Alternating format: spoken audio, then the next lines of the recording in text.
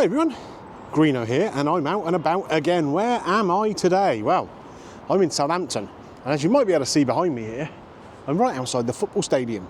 Now, this isn't the match day, because there's no people around.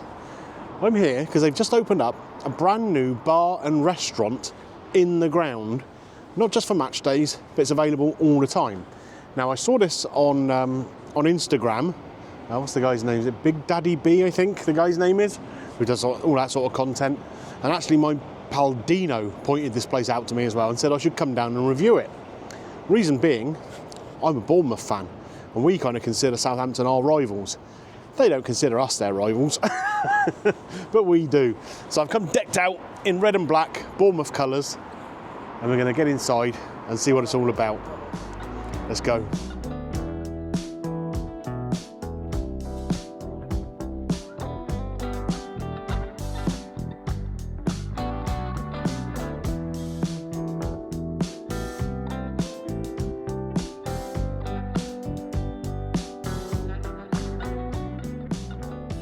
Right, folks, I've come in and I've sat down. We're currently asking permission as to whether I'm able to film or not in here. So if you see this, I've not been told no. Now, I'm in here sort of mid-afternoon. Where are we? 2:15 in the afternoon. And they actually have a couple of menus going on here at the moment. They have like a little daytime menu, which includes a lunch menu available from 11 till 4. And they have their main menu here, which is much more extensive. So I'm going to have a little look through both and see what I fancy. I've got to say, I imagine this is quite a good little place on a match day. You can come in and get a little bite to eat before the game.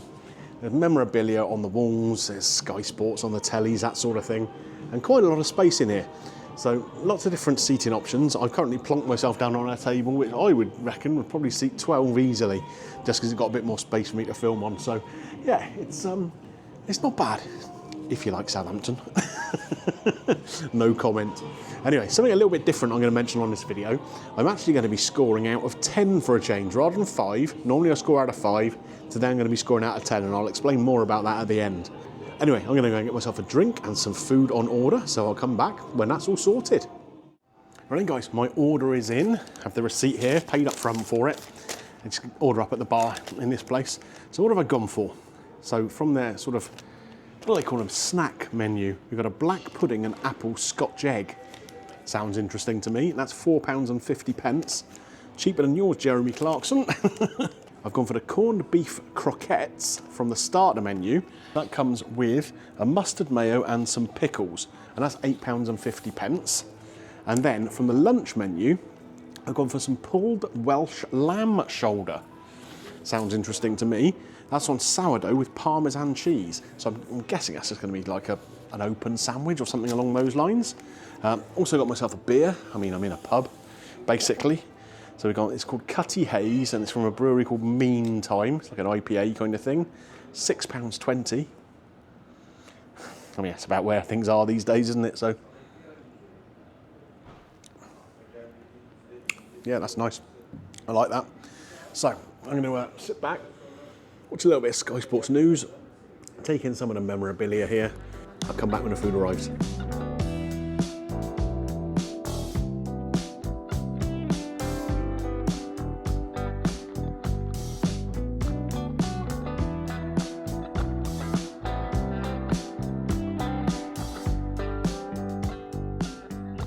So I've got to say, presentation-wise, I'm really impressed with this. All the plates look appealing, right down to the crockery. Now, this place has only been open 3 weeks, so all this crockery is nice and new. No chips in it or anything yet. But the way the plates have been designed, I mean, the croquettes and the scotch egg, it's kind of a similar kind of vibe, isn't it? Kind of a little bit of sauce and kind of resting up against or in the sauce. And then we've got the lamb shoulder there on the sourdough as well. Again, nice drizzles of sauce around, and the smell coming off it is banging. It really is. I think we're going to start with the scotch egg. So let's move these out of the way a little bit first, and we'll move this little bit of greenery. We've got a bit of watercress on there. Now, this scotch egg has been cooked beautifully by the looks of it, because inside here, that yolk is lovely and runny. That's what you're looking for from a proper sort of warm scotch egg. Obviously, if you're having them cold as part of a buffet, you need to boil the eggs more first. But when you're having it as like a starter, that kind of thing, That is exactly what you're looking for. So let's move this greenery right around this side so it's out of your way and you can see what I'm up to here. Now this is black pudding and apple Scotch egg. So I guess it's going to be black pudding mixed with some sausage meat, not just black pudding. But we'll see, we'll see. I'm going to try it first as it is. Normally I would season a Scotch egg because obviously you've got the egg yolk in there and that always benefits from a bit of salt. But you don't know how seasoned the actual black pudding mixture is going to be, so we'll try it first.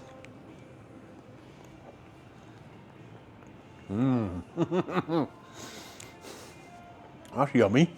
There's a real savoury flavour because of that black pudding around the edge of the Scotch egg.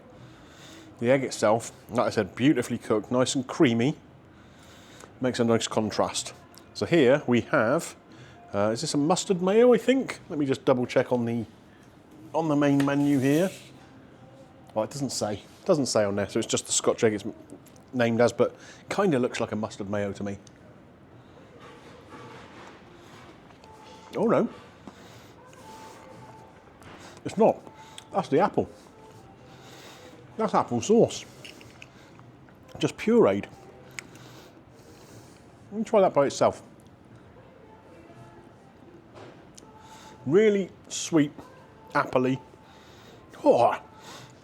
Now I thought, when I tasted that first, that being a black pudding and apple Scotch egg, that the black pudding had just overtaken the flavour of the apple, but it's not actually in the Scotch egg itself, it's here on the side. That's a nice touch. Yeah.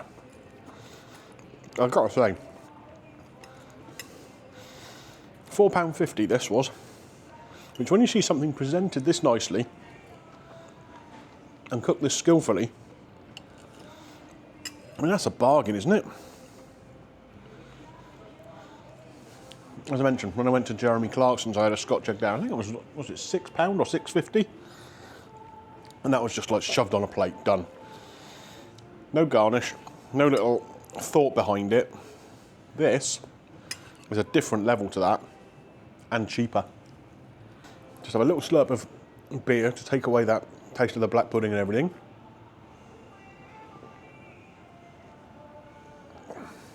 That's a very nice pint. Okay, and here we are onto the corned beef croquettes. So this is the one with the mustard mayo, if I remember rightly. Yeah, mustard mayo and pickles. So what we've got here is 3 croquettes. Again, some more of this fairly unnecessary greenery, just to look pretty, isn't it? You've got some sliced up cornichon there, the little French type gherkins. Now these croquettes, they kind of got like, almost like a crazy paving kind of look to them. I don't know if you can see on the outside of there, where the sort of skin of them's almost cracking open a little bit as they're deep fried. I say nice and crispy on the outside there. So that breadcrumbing has crisped up nicely as they've cooked it. Let's cut into one and see how it is. So they're just falling apart. And it kind of looks like a big meatball. The inside of it here is just like a little sort of mince thing with the corned beef and probably some potato and onion. Yeah, sort of like a, I don't know, what they call a rissole in South Wales. I don't know if you've ever had one of those in a chip shop there. It's kind of like a corned beef hash in breadcrumbs. As you might be able to see, it's quite crumbly inside. So I'm surprised it's held together so well, to be honest with you, with the cooking. It's got a really good flavour though. The corned beef flavour, very, very prominent, but not overpowering, because obviously you've got the breadcrumbs, you've got the potato, which are kind of bland ingredients, but just tempering that down a bit.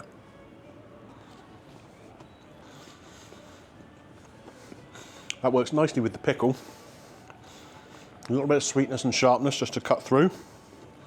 And let's see how this mustard mayo goes. I've got to say, one thing I would possibly want is a touch more of that mayo. Like I say, it's quite a crumbly thing. I'm not going to say it's dry, because that's harsh. But it's not the moistest thing to eat. Well, that mustard mayo is good though. I like that. It's creamy. Gentle on the mustard, it has to be said. Like I say, I just want a little bit more of that mayo on the plate, because I think you'd probably use it up by the time you get to the third croquette, and that might be a little bit dry by itself. Once again though, a very, very tasty, well thought out plate of food. Just give me a bit more of that mayo. One thing I've noticed here in the background behind me, you see they've got shuffleboard tables in here. How cool is that? There's two of them taking up the space. They could probably seat about 16 people or something with little tables along that wall. But no, they've given it over to shuffleboard. Why not, eh? Okay, on to the final plate. This is the Welsh shoulder of lamb. And again, let's refer to the menu. I think it just said it was on sourdough, pulled Welsh lamb shoulder with sourdough and Parmesan cheese.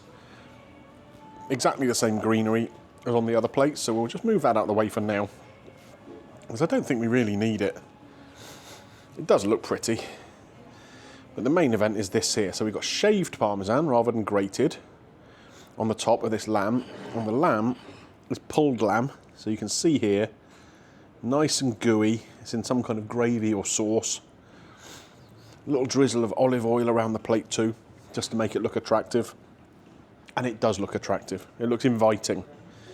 That kind of sauce, I don't know what it is, but it's glossy. It really is shiny. It's like David Dickinson's fake tan. Let's try a little bit of this lamb by itself. Here we go.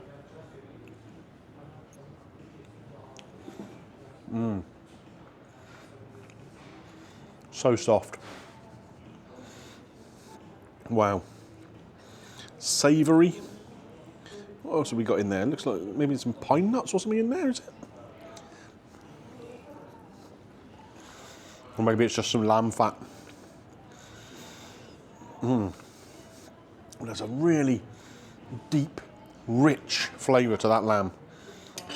It's been braised like in its own juices. A little bit of extra, maybe lamb stock added to it even, just to really, I was going to say beef it up, but it's lamb, isn't it? So let's try it all together here. We've got the sourdough, the Parmesan, and the lamb, and we're going to get a good dunking in that sort of gravy jus type thing. This is going to be a flavour explosion, I reckon.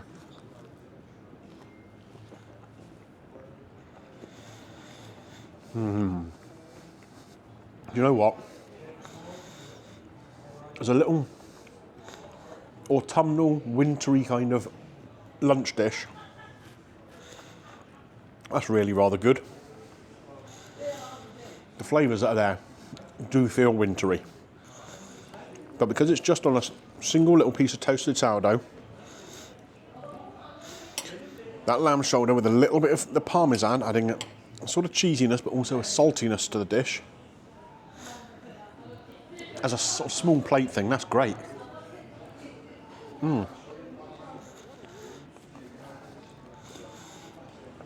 So tasty. Now this itself is £10. Now, when you consider there's a reasonable amount of lamb on here, lamb is not a cheap meat, even lamb shoulder.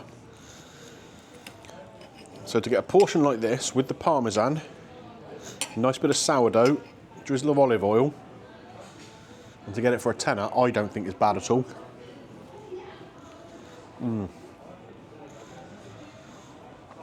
Wow. The great thing that what they've done with this lamb is when they've pulled it, they haven't just completely shredded it, so there are some slightly larger pieces in there which add texture.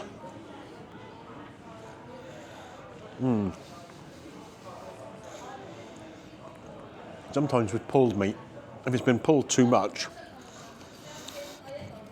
it's just a bit nothingy, isn't it? You don't get a good kind of mouthfeel from it. This you do, because they have left some of those larger chunks in there.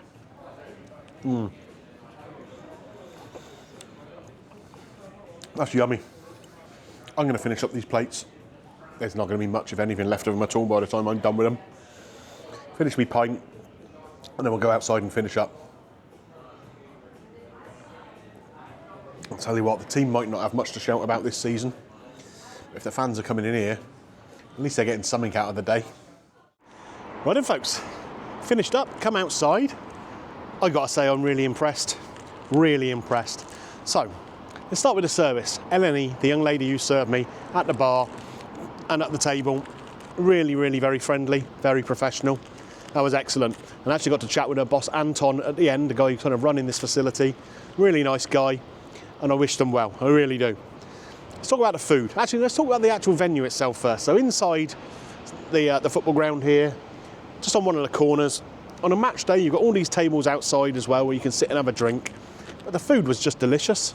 Really, really tasty. That black pudding, scotch egg with the little apple sauce on the side was great. Really nicely cooked egg. Very, very tasty indeed. The corned beef croquettes, like I say, the only little criticism is I'd like more of that mustard mayo just to help me get my way through the rest of the croquettes, just to moisten the dish up a little bit. And the pulled Welsh lamb shoulder with the shaved parmesan on that sourdough toast was outrageous. Absolutely delicious. Nice pint to go with it as well. Total was £29.20. I don't think that's excessive. I really don't. Effectively, I've had more than an actual normal lunch. So, yeah, no issues with that at all. And no service charge on there either. So, really, really good. Now, I mentioned at the start of the video that rather than scoring out of 5 today, I'm going to be scoring out of 10. Now, there's a reason for that. At the time of filming, we're about 20 games into the Premier League season and Southampton have got 6 points. They're not doing very well, bless them. And I wanted to have the opportunity to see whether the Dell, would score higher or lower than Southampton have currently. It scores higher. It really does. The experience I've had here today, like I say, will it be the same on a match day? Who knows? Because of course it's going to be rammed with people. But for me here today, this was a 9 out of 10 experience, easy. 9 out of 10. Like I say, if they'd given me a little bit more of that mustard mayo, it could have been even higher. Could have been a 9.5, I reckon. Really, really tasty food, not overpriced. A nice venue with some nice touches in there, like the dartboards, like the shuffleboard tables particularly. Yeah, hopefully they're going to do really, really well. So, it's a 9 out of 10, or a 4.5 out of 5 if we go back to the normal scoring system. Really good. Does it get Greeno's green light? Well, the sign behind me here is red. Shouldn't be red, should be a green one. Definite green light for the Dell here at the St Mary's Stadium. Really impressive.